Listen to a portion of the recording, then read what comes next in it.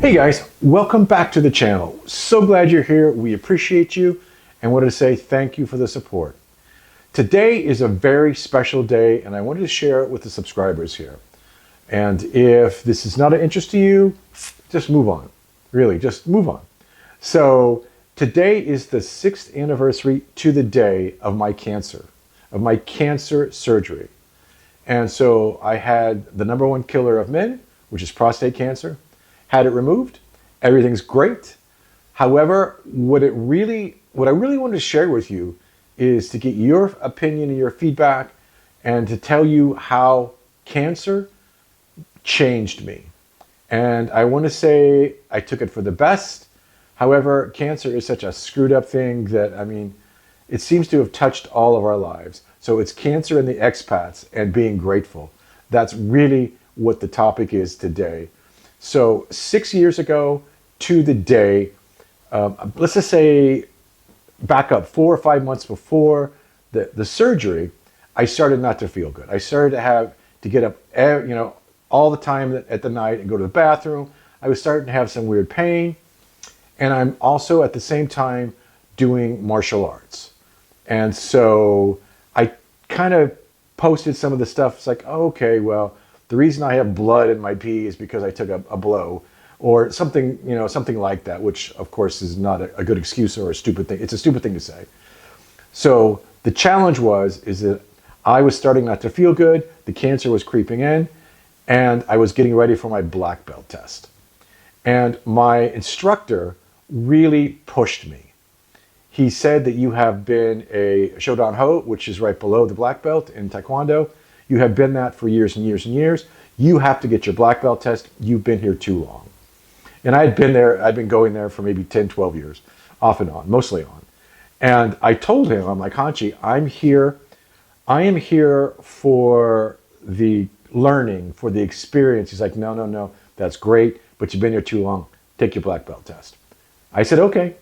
And for those in the martial arts, taking your black belt test is a huge deal. It's usually a 4 or 5 month buildup. You start going more, you do weekends, you have studying.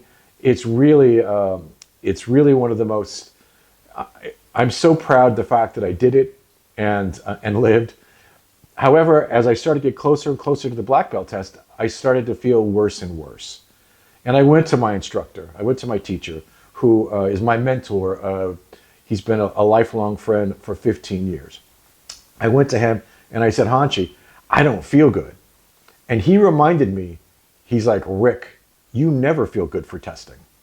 That's your #1 excuse. And he said, I'm not saying you're not sick. I'm just saying you always say that. So you could take that with a grain of salt. And so I said, oh crap, he's right. So I went ahead, continued on my studies, took the black belt test. It was so grueling, you guys. It was incredibly grueling. And at the end, I was just in one big knot of cramps. I mean, everything. I tried to drink water. It was just wonderful, exhilarating. And then during the last part of the black belt test, for those of you who don't know about it, you literally get into a ring and literally, it reminds me of a gang initiation. And I'm just joking. Please don't, I don't want to hear about it below. But the point is that you fight like maybe 10 people. And so my teacher said, hey, everybody, please don't hit Richard in the stomach. He doesn't feel good. So you know exactly where people hit me. Yeah, human nature. So the point is that 2 weeks after, 3 weeks, 4 weeks after my black belt test, I got word that we were going to do a exploratory surgery and a biopsy, I guess that's what it's called. And I had they did a 3 biopsy on me and took 3 different places because I guess it was so swollen. And they came back relatively quickly and said, yeah, we found cancer. And I don't want to say I was devastated, but I was certainly upset. Cancer is so prevalent now. I'm sure that you guys know somebody who has cancer, that has died of cancer, maybe in your family, maybe your best friends, maybe your wife. I don't know. It seems that I know everybody knows somebody at least that has cancer. So getting back to this story that I'm telling you, this is my 6-year celebration. And to go on to the second part of the name of this, It has changed my life in so many ways. It's literally taken me 6 years to get back to normal. After I had the cancer surgery, I was still working, and thank God I worked for a great supportive company at that time. And they came to visit me in the I mean, they came everything. It was just great. The support. That was one of the things that I really noticed about human nature, is that when people are down, human nature seems to rally people to come help. And one of my friends said, he said this maybe 5 years ago, and I don't even think it'd make a difference now. So that's what America needs, is to be invaded by aliens, and they will all come together. I don't even know if that would work. I'm only slightly joking. But the point, getting back to the point, is that I had a job, a great job, making good money, and I went back to it, and you guys, I was never the same. I never, at that point, I couldn't get back to my, I was very aggressive, I was very assertive in my role in marketing and digital production. I was a go-getter, and now I couldn't remember my passwords. I had maybe 3 or 4 operations, and I truly believed I had anesthesia fog. I mean, I would come to work and be like, what am I doing today? What am I, it became just not, it wasn't fun anymore. And then coupled on the back end of COVID, and so I had to stop my cancer checks because the hospitals wouldn't take me. And I, look, I'm not going to get into that. I don't blame anybody. I don't, it is what it is. So I had all this surgery and all this, parts taken out, put back together, and it was horrible. I'll be honest with you. They gave me tons and tons of drugs, but you guys, I wouldn't take them. And it's really a quirk of mine that if you prescribe a drug, if I feel better or if I don't think, I know it's not very smart. So by the time I ended up, let's say 6 months down the road, I literally had 1,000 pills that I did not take. And I'm going to see if I can find the picture and post it up here. And quite frankly, I was fairly proud of the fact that I had progressed and healed without the dump of chemicals. Fast forward. So at the time of this was all happening, a friend of mine were sitting in the hot tub and we were talking about leaving the country. And that's when the idea came in my head. It was probably, let's just say, a year after, maybe it wasn't even a year, like 6 or 7 months after my surgery, that I was able to kind of start getting back to normal, and decided that I was leaving the country. I decided that that I had a second chance to have a first chance. And that's really what I want to talk to you about, is being grateful. There isn't a day here in Thailand that I don't wake up or go to bed and think how grateful I am to have this life. How grateful I am to be able to train into my 60s and beyond. And I mean really train. And to be able to ride motorcycles and to be able to go and be and do what I want. That's what coming to the Philippines and Thailand can bring you. My time in the Philippines was wonderful.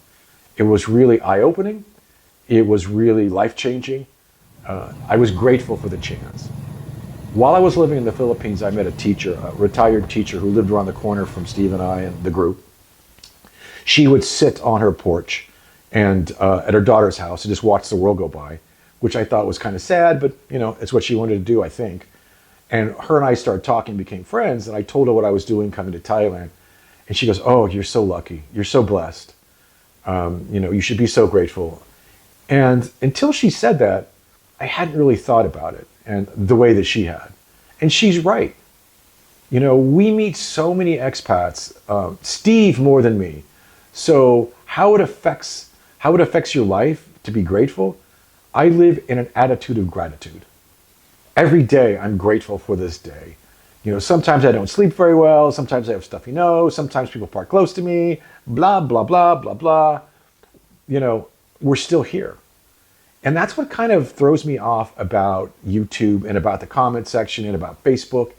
There's so much to be grateful for, whether you live in America or whether you live in Japan, and not so much Japan, whether you live in Germany, Italy, wherever. There is stuff to be grateful for. I used to follow this big-toothed, I shouldn't say that, I might even cut that out, motivational speaker until he kind of changed his way of thinking. And that happens with motivational speakers. Sometimes you outgrow them. Anyway, he said that if you look at the world and only see brown, that's what's going to be what you're going to see. And then another motivational speaker, Brian Tracy, he talked about the newcomer who came into town and asked the guy on the side of the road, "Hey, what are people like here?" And the old timer said, "Well, what were they like where you came from?" And the newcomer said, "Well, they were friendly, they were nice, they were loving." And the old timer goes, "Well, that's what you're going to find here." Second newcomer gets into town, stops by the same old timer.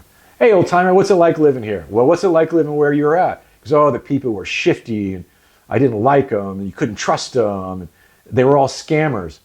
And the old timer goes, "Well, guess what? That's what you're going to find here." So the whole point, and that seems to be something that a lot of people get back to with me, is the point. The point of this video is that this is my 6-year anniversary to the day of my surgery. And I am so grateful to be here. I'm so grateful to have the chance to talk to you. I'm grateful for you guys. So if you live in an attitude of gratitude, it will make your time here in the Philippines and in Thailand and even in America. I mean, quite frankly, I'm going on my 3rd year of living here in Asia. And quite frankly, I cannot see ever leaving. I cannot see not loving it here. You know, things change. In a blink of an eye, things can change. You just don't know. But for this moment, I'm grateful for it. I'm grateful for you. And I hope that you're grateful too. Tell me if you've had run-ins with cancer, how the outcome was. I am okay now. I had a great surgeon. And if you have any doubts, just ask him. He would tell you how great he is. And I'm only slightly joking. He really was an amazing surgeon. He actually, my surgery was done with a robot with him behind it. And my surgery was supposed to take between 3.5, 4 hours. It was almost 6. And he did a thing called nerve sparing. And for those who've had prostate cancer and had their prostate removed, you know what nerve sparing is. Nerve sparing will kind of lay out how the rest of your life will be. Will you have control of your bladder? Will you have ED? He spent hours doing nerve sparing with me. And it was early part of April, I had the surgery, literally just the last 24 hours, 6 years ago. And then within a month and a half, I don't want to say it was a miracle, but a month and a half on the day of my birthday, everything came back.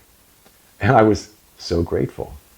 So with that in mind, I hope you have an attitude of gratitude.